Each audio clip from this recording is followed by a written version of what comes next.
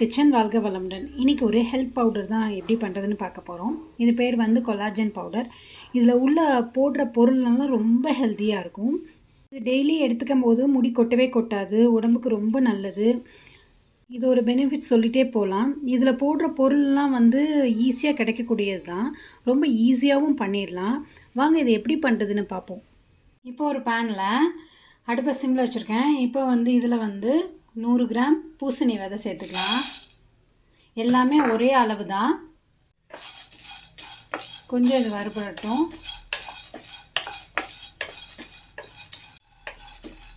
இப்போ நல்லா வறுபட்டுருச்சு. ஒரு 2 to 3 மினிட்ஸ் மீடியம் ஃப்ளேமில் வச்சு வறுத்தா போதும். இப்போ தனியாக அதை எடுத்து பவுலில் கொட்டிக்கலாம். அடுத்து வந்து வெள்ளரி விதை, இதுவும் 100 கிராம் தான்.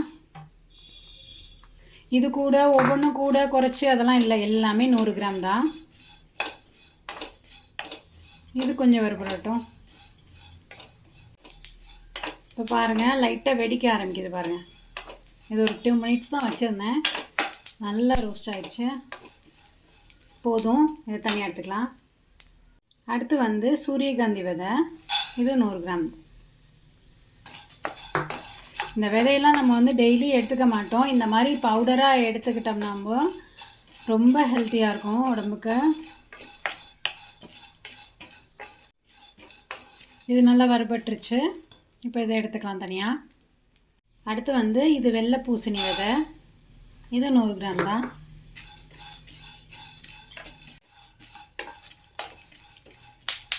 வெடிக்க ஆரம்பிச்சிச்சு பாருங்கள். போதும், இதை எடுத்துக்கலாம். அடுத்து வந்து வெள்ளை எள்ளு 100 கிராமு.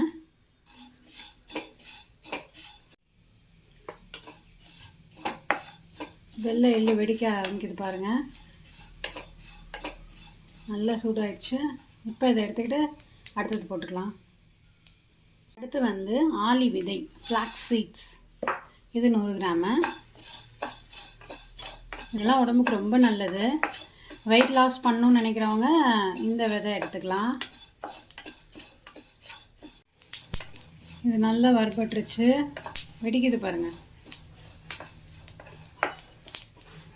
போதும், எத்தனை எடுத்துக்கலாம். அடுத்து பிஸ்தா 100 கிராமு.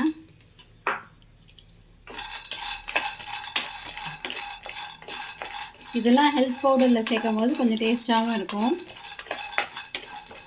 குழந்தைங்கள்லாம் விருப்பமாக குடிப்பாங்க. அடுத்தது போதும், இதை தனியாக எடுத்துக்கலாம். அடுத்து முந்திரி 100 கிராமு.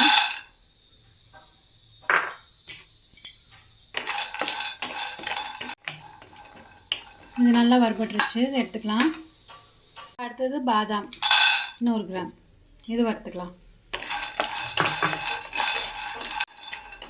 இது வறுபட்டுருச்சு, போதும், ஆஃப் பண்ணிக்கலாம். இது தனியாக எடுத்துக்கலாம். இப்போ எல்லாம் வறுத்தாச்சு. இது நல்லா ஆறட்டும். ஆறுனதுக்கப்புறம் அரைச்சிக்கலாம். இது நல்லா வறுத்துட்டோம்ல, அதனால் நம்ம வந்து மிக்சியிலே அரைச்சிக்கலாம். மிஷினில் கொண்டு போய் அரைக்கணும்னு அவசியம் இல்லை. நான் மிக்சியில் அரைச்சி காட்டுறேன். இப்போ இது நல்லா ஆறிடுச்சு, அரைச்சிக்கலாம். அரைச்சிட்டு வந்து காட்டுறேன். இந்த பாருங்கள், அரைச்சிட்டேன். இந்த மாதிரி நல்லா பவுடராக அரைச்சிக்கணும். இது இப்போ மிக்சியில் அரைச்சனால கொஞ்சம் சூடாக இருக்குது. இது கொஞ்சம் ஆறினோன்னா நம்ம ஏர்டைட் கண்டெய்னரில் போட்டு வச்சுக்கலாம். இது வந்து நம்ம வந்து எல்லாம் வறுத்துருக்கனால வந்து ஷெல்ஃப் லைஃப் நல்லாயிருக்கும். 1 மந்த் வரைக்கும் வெளியே வச்சுக்கலாம். அதுக்கு மேலே இருந்ததுன்னா ஃப்ரிட்ஜுக்குள்ளே வச்சு யூஸ் பண்ணுங்கள். 3 மந்த்ஸ் வரைக்கும் நல்லா வச்சு யூஸ் பண்ணலாம். இது எப்படி யூஸ் பண்ணணுன்னா, 1 டேபிள் ஸ்பூன் இந்த பவுடர் எடுத்துகிட்டு பச்சை பால் 1 டம்ளர் எடுத்து ஊற்றி நல்லா மிக்ஸ் பண்ணி காய்ச்சி அப்படியும் கொடுக்கலாம். அப்படி இல்லாட்டி பால் பிடிக்காதவங்க வந்து இது 1 டேபிள் ஸ்பூன் எடுத்து தேன் கொஞ்சம் மிக்ஸ் பண்ணி சாப்பிட்லாம். ரொம்ப ஹெல்த்தியாக இருக்கும். டெய்லி இது கொடுத்தா கண்டிப்பாக டிஃப்ரென்ஸ் தெரியும். நான் இப்போ என் குழந்தைங்களுக்கு, ஹஸ்பண்ட்க்கு எல்லாருக்குமே வந்து இது தான் கொடுக்குறேன். நல்ல டிஃப்ரென்ஸ் தெரிய ஆரம்பிச்சிருக்கு. முடி கொட்டவே இல்லை, ஹெல்த்தியாகவும் ஃபீல் பண்ணுறோம். ஸோ அதனால் இதே அளவுகளோடு ட்ரை பண்ணி பாருங்கள். இப்போ நான் வந்து இது எல்லாமே 100 கிராம்ஸ் 100 கிராம்ஸ் போட்டிருக்கேன். நீங்கள் வந்து ஃபஸ்ட்டு ட்ரை பண்ணும்போது நீங்கள் 25 கிராம்ஸ் எல்லாத்துலேயும் வாங்கி ட்ரை பண்ணி பாருங்கள். நான் வந்து வந்து இது 25 கிராம்ஸ் எல்லாமே வாங்கி எல்லாம் போட்டு ட்ரை பண்ணி பார்த்தேன். எல்லாருக்கும் பிடிச்சிது, டேஸ்ட்டும் நல்லா இருந்துச்சு. சரி, இது ஹெல்த்தியாக இருக்கட்டும்ட்டு நான் 100 கிராம்ஸாக வாங்கி பண்ணியிருக்கேன். இது 3rd டைம் பண்ணுறேன். ரொம்ப நல்லா இருக்குது. நீங்களும் ட்ரை பண்ணி பாருங்கள். நாளைக்கு வேறு ஒரு இன்ட்ரெஸ்டிங் ரெசிபிஸோடு சந்திக்கிறேன். வாழ்க வளமுடன்.